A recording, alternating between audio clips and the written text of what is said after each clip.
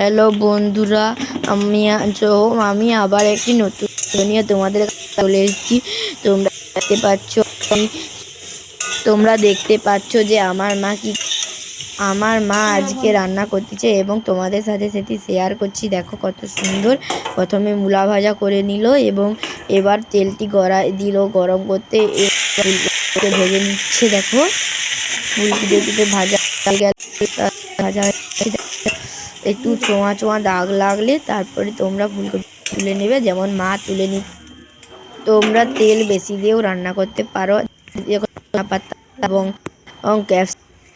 কুচিয়ে নিচ্ছে। এখানে দেখো ভোলা মাছ ও ক্যাপসিকামটিকে ভালো করে ভেজে নিচ্ছে মা। তোমরা তেল বেশি দিয়েও রান্না করতে পারো, কারণ আমার বাবার খারাপ, তাই তেল কম রান্না করতেছে।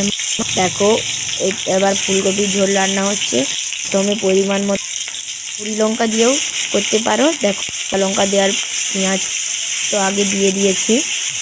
ভালো করে নাড়াচাড়া করে নেওয়ার পর দেখো হালকা করে একটু জলটা শুকিয়ে আসলে দেখো তারপরে টমেটো এবং আদা দিয়ে করে কষিয়ে একটু লঙ্কা গুঁড়ি দিয়ে, কারণ আমরা একটু বাড়তি ঝাল খাই, তাই তোমরা দরকার পড়লে এমনি কাঁচা লঙ্কা রান্না করতে বা এমনি গুঁড়ি লঙ্কা দিয়েও রান্না।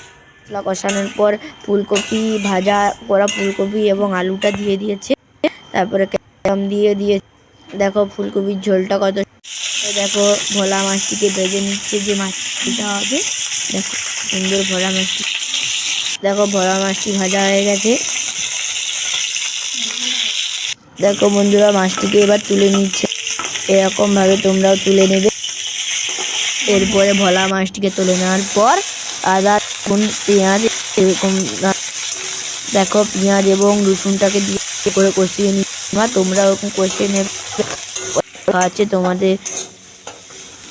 এবার দেখো ভালো করে কষানোর পর টমেটোকে দিয়ে দেখো বন্ধুরা টমেটোকে ভালো করে তো ভালো করে টমেটো গলে যাচ্ছে। গলে পরে আদাটিকে দিয়ে ভালো, তারপরে আদাও দিয়ে দিয়েছি। এরপরে এরকম কষানোর পর তোমাদের পরিমাণ মতো জল দিতে পারো। আমরা এটা ঝাল মাছ করছি, তাই আমরা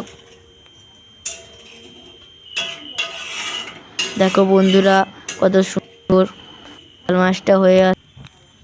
বন্ধুরা ঝাল মাছটির লুক হয়েছে, এটা কত সুন্দর লাগে। ভিডিওটি ভালো লাগলে তোমরা লাইক সাবস্ক্রাইব